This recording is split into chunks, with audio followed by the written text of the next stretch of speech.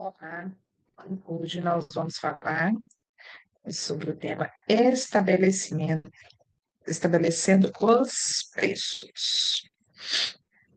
Vamos dar continuidade, né, ao nosso curso. Vamos falar um pouquinho de estabelecimento dos preços na parte, né, de serviços, que é o nosso foco aqui. Então, o que é estabelecendo os preços em serviços, né? É público, né? Que é o caso do nosso curso de gestão pública. Estabelecer preços de serviço é uma tarefa estratégia que garante a sustentabilidade financeira e a qualidade no atendimento. No setor público, que é o nosso caso, isso se aplica a tarifas de transporte público, taxas de serviços administrativos, precificação de concessões, sempre considerando as necessidades da população e a equidade no acesso. Então, como que a gente vai conseguir, né, como vocês, gestores públicos, conseguem mensurar, né, aquilo que vocês vão cobrar do contribuinte, né? Como que vocês chegaram àquele preço? Então, o que nós vamos hoje, que nós vamos aprender nessa aula nossa. Então, essa estratégia que se usa é o custo, obviamente, nós temos que relacionar, né, os custos dessa prestação de serviço para chegar, né, a uma tarifa, um preço, né, daquela prestação. Quando a gente fala de psicológica, né, é uma exploração, a percepção de valor, né, ela reduz simbolicamente de taxa para atrair a maior adesão a um programa governamental. Então, vamos pensar aí, né, no show da sua cidade. De repente, ele é gratuito, com um valor menor para a população, para poder ir, né, para todos terem acesso, por exemplo, ao show que vai ter aí na sua cidade, na sua festa. Estou falando, assim, alguns exemplos. E essa diferenciada é quando a gente coloca preço diferente para grupos diferentes. É igual estou falando aqui, estudantes, paga meia passagem, idoso, né, é isento. Então, tem uns quesitos, né, para alguns tipos de produto, alguns grupos específicos que eles pagam valores diferentes. E isso também faz parte, né, da estratégia quando vocês forem aí chegar, né, no preço do serviço da gestão de vocês. Projeções de demanda, né, é a estimativa futura da necessidade do serviço público. Então, nós vamos ver os históricos, né? Então, assim, o que que é a necessidade da minha cidade, da minha região? Então, nós vamos ver aquele histórico e, de acordo com a realidade, né, com aquela realidade que vai acontecendo, nós vamos oferecer aí o serviço adequado para aquela população. Exemplo aqui, né, por exemplo, é o transporte coletivo, talvez em horário de pico, quais os horários, né, que você vê que tem mais necessidade de passar mais ônibus. Então, isso você vai analisar, né, pela a história, né, histórico, né, daquela localidade, daquele serviço. A análise demográfica, né, então, assim, depende, por exemplo, um bairro novo, é diferente aquela demanda de quando o bairro começa a expandir. É quando ele está já propriamente dito, popularizado. Então, assim, se eu tenho um bairro que está iniciando, a demanda dele é uma. Quando a gente vê que já tem uma população X, a demanda é outra. Esse bairro, ele era considerado mais afastado, aí colocou uma creche lá, a demanda já vai ser maior. Colocou escola, um supermercado, empresas, e por aí vai indo. Então, de acordo, né, com essa análise demográfica, você também vai vendo as necessidades dos serviços públicos naquele local. Manutenção de estoque, né, a importância é garantir alguns insumos adequados para você prestar um bom serviço. Então, a gente pode aderir ao serviço de estoque mínimo, né, aquele mínimo que você precisa ter para que o serviço não seja interrompido. Exemplo aqui, um medicamento. Então, você sabe, né, que geralmente, você consome X itens de algum medicamento. Então, quando chegar na quantidade mínima, você já faz uma licitação, né, para comprar os próximos, para não deixar faltar. E também a classificação ABC, né, que você vai colocar classificações nos itens de prioridade. Então, esses itens aqui é essencial, não tem como, esses são menos usados, esse, então você vai colocar, vai classificar aquilo que é mais importante, né, é que mais se usa do que os outros, que aí você vai conseguir gerenciar melhor o estoque, né? Relacionamento com os fornecedores.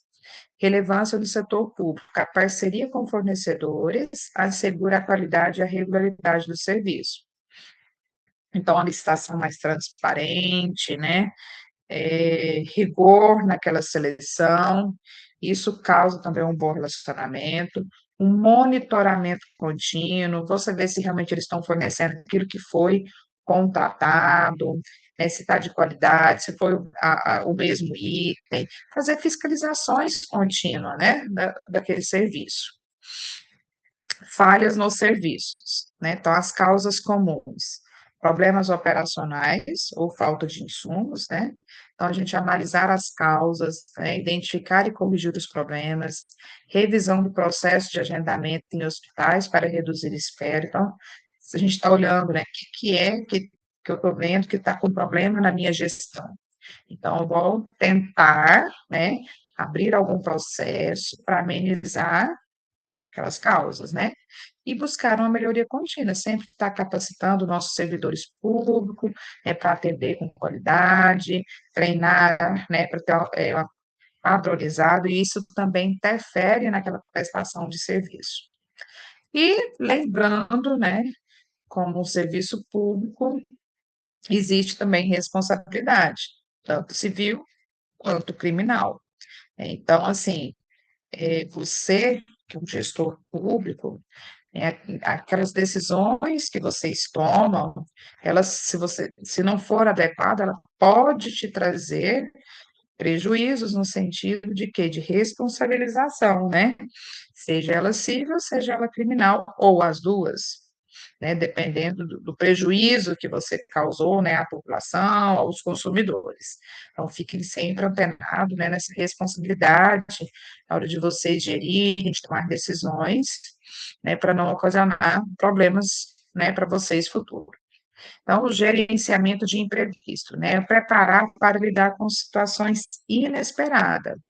Então, assim, a gente está sempre antenado aquilo que pode ocorrer. Exemplo que está falando aqui. Energia, né? Em alguns ambientes, não se pode faltar energia. Um hospital não pode faltar energia. Se existe essa possibilidade, então será que a gente não tem uma outra alternativa, um gerador?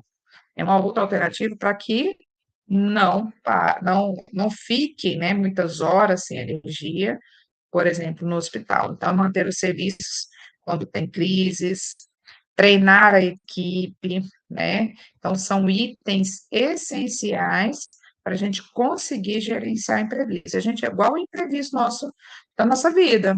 Sabe aquela história que quando a gente recebe nosso salário, a gente guarda um pouquinho para os imprevistos? O gestor público também ele tem que estar antenado aos imprevistos que podem ocorrer. Ofertas e serviços, né? Oferta de serviço e gestão pública. Então, assim, é modernizar, né? Hoje a tecnologia está aí, aquele órgão público, né, que não está aderindo aos processos digitais, né, está ficando para trás. Então, modernizar os atendimentos, fazer um atendimento, né, sustentável, que realmente o, o, o órgão público realmente ele dê retorno para a comunidade, para a população. Você vê que o recurso que você contribui, ele está sendo retornado, né, à comunidade. Então, isso é uma coisa sustentável, ele se mantém, ele tem um retorno, né, a qualidade do serviço. Então, assim, você oferecer um serviço de qualidade, contribuinte, ele vê para onde está indo aquele dinheiro que ele está contribuindo. Então, facilita, agiliza a vida, né? Você agilizar e facilitar a vida do cidadão, do contribuinte, né, faz com que ele fique mais contente, né, mais feliz, né, com o que realmente precisa ser. E com isso, né, é essas análises que a gente tem que observar, no na hora de colocar, na hora da gente estabelecer, né, os preços dos nossos serviços públicos. Então, eu espero que vocês tenham entendido, né? Então, assim, o resumo dessa aula de hoje é que né, os órgãos públicos, alguns serviços eles podem ser cobrados, então vocês analisam para cobrar, né? Como cobrar, quanto cobrar, e trazer processos eficientes para o cidadão, né? Então, assim, você observar tudo isso, um processo licitatório, transparente, né? Um atendimento eficaz, um atendimento padronizado, faz com que o contribuinte, o cidadão, né, fique insatisfeito com os serviços públicos, né, de onde vocês estão trabalhando. Então, espero que tenha entendido e até a próxima aula.